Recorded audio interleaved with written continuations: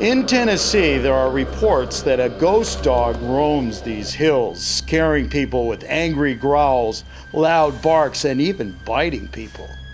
But is this really true, or just some mountain folklore?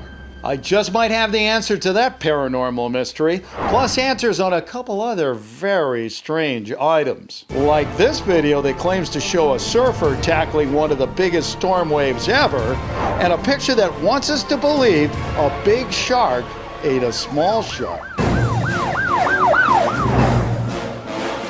Hey guys, Bill here. I don't know if I've ever told you this, but part of my wife's family lives in eastern Tennessee near the Smoky Mountains. Now, the area is really beautiful and I always love visiting it, but sometimes it can also be a little spooky. These hills are filled with all sorts of strange stories, but one I heard recently is about a ghost dog said to haunt the hills around here. Yeah, people up in these hills like me hear every single night barking, deep, deep, deep bark. It's like trying to get out of something that's fighting. I know other people who have been just walking down the street in the middle of the night and a dog comes up right behind them, bites them right on the calf. And they see this big, big black dog right before they get bitten. And they turn around and he's just gone. That's why they call him the ghost dog. He's just gone. I don't know. That kind of sounds like a creepy pasta for mountain folk if you ask me. But on the other hand, what if it was true and we went home without checking it out?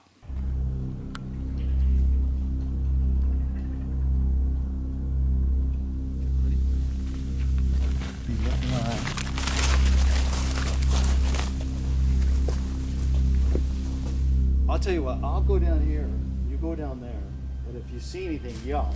Otherwise, I think we'll rendezvous up there. Okay? All right.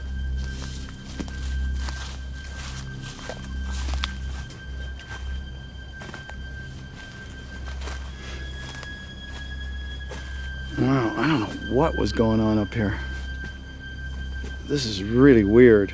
These rocks have got these big cuts in them. Look at this. That is weird. Oh, wow. You know what this is? This is marble. That's what this is. Look, it's rough marble. This must have been a quarry of some kind, where they pull marble out of here. So that means there were men up here working. Animals were probably up here with them. I don't know. I can't put the pieces together. Maybe we should just go back. Bill, I found something over here. What? I found something over here. Well, he found something. Bill, you're gonna want to check this out. What is that? Oh! What is that? Is that a doghouse? Look at this. There's 2 more of them right here. 2 more? Yeah, 2 more. Oh, wow, these are really, what is this? What do you think this is? What? I think it's an old dogfighting pit. Dogfighting pit? What are you talking look about? at this pit. I think in dog houses, so I'm pretty sure it's used for dogfighting.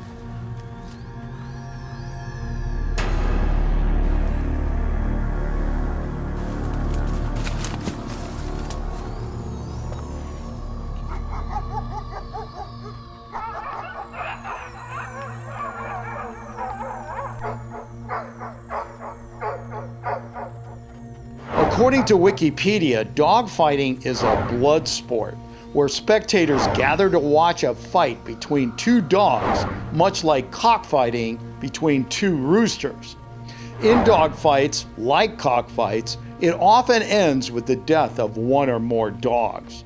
Money is made through gambling, and stud fees. Personally, I think this sport shows the worst kind of cruelty towards animals and should have been outlawed when they outlawed gladiator fights a long, long time ago. But believe it or not, it's still legal in some countries like Japan and even parts of Russia. In Tennessee, the sport is illegal, but a quick check of the news will show you it still goes on. Dogs in Middle Tennessee are disappearing, but just last week, some were found after a recent raid on a suspected dogfighting ring. These dogs are the fortunate ones, saved during a raid by Humphreys County Sheriff's deputies and the Animal Rescue Corps. But the suspected dogfighting owner managed to disappear first with at least 80 other animals.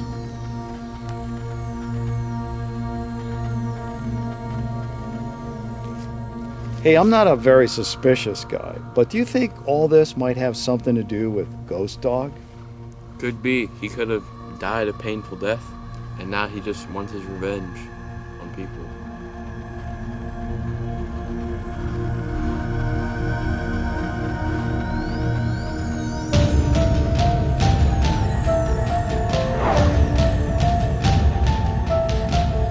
Hey, while we're waiting for everybody to vote, I just want to update you on a little quiz we had in my last video. In that video, we learned that there are these strange ocean fish called stargazers that actually use electricity as a weapon, much like electric eels do. I then asked you guys if you knew of other animals that use electricity as a weapon. And here are some of the answers I got back. Derek said bees. Well, Derek, bees do use electricity, but they don't really use it as a weapon. They use it to find flowers.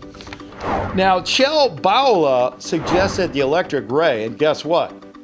He got this one right, because electric rays can produce 220 volts of electricity.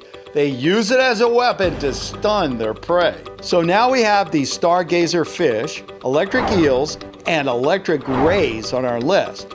Let me know if you know of any other animals that use electricity as a weapon. And no, unfortunately, Pikachus don't count. Okay, so now what do you say we get back to the ghost dog of the Tennessee Hills and find out what's going on with that thing? Is it real? Or is it some kind of fairy tale? I mean, I don't doubt any dog subjected to that kind of a barbaric sport would be seeking some kind of supernatural justice, especially if it died in some sort of horrible way, which I can imagine. Wow. But anyway, let's see what the official answer says here. And the official answer says, you're not going to like this, but it is an official unknown. Despite a lot of work trying to document this supernatural creature, we were not able to even get a sound recording of the beast. While it does make some supernatural sense, we just can't claim it real or fake without some kind of solid evidence, or what we like to call the smoking gun. Hey, sometimes answers just can't be black or white in this life. Sometimes we end up with these mysterious kind of gray areas, and the only thing you can do when you run into these is just kind of accept them for what they are. Use the Force, Luke. Hey, before we go on, I just want to show you something else, and let's just call this my favorite real video of the week. And it has to do with, kind of accepting yourself for who you are. Listen to this. You know what? I love myself. Even though I look like a burnt chicken nugget, I still love myself.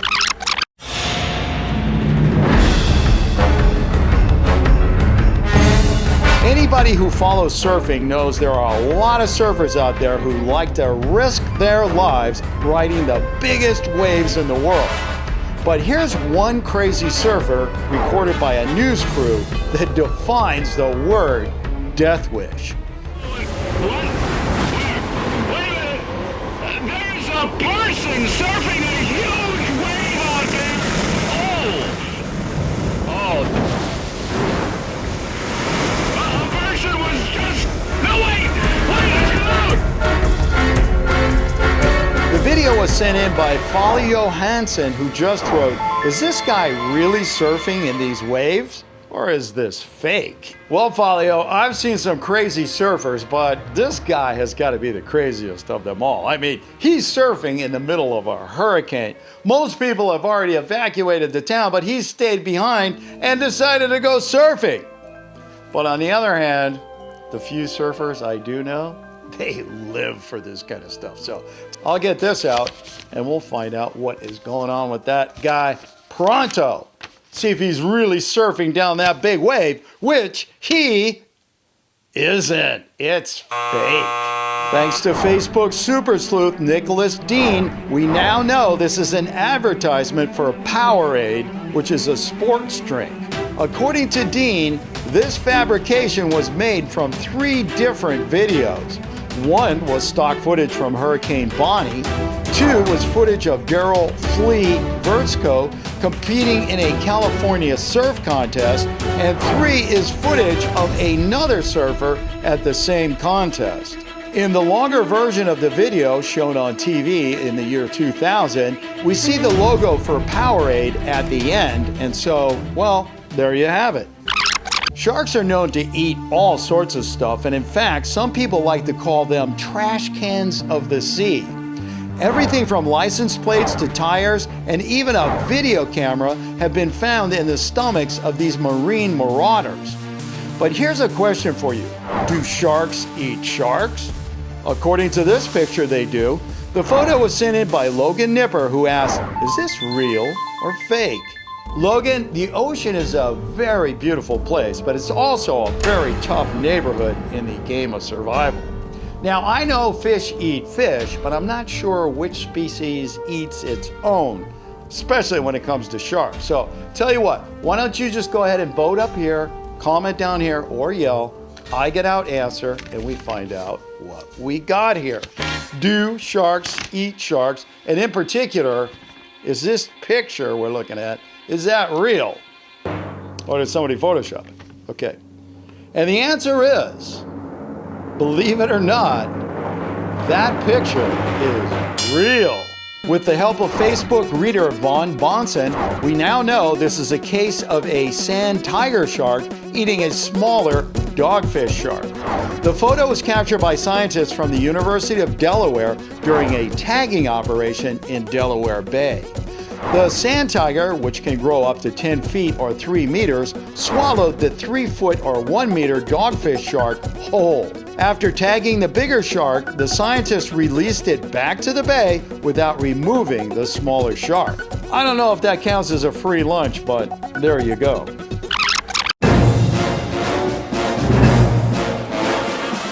And now for my favorite fake of the week.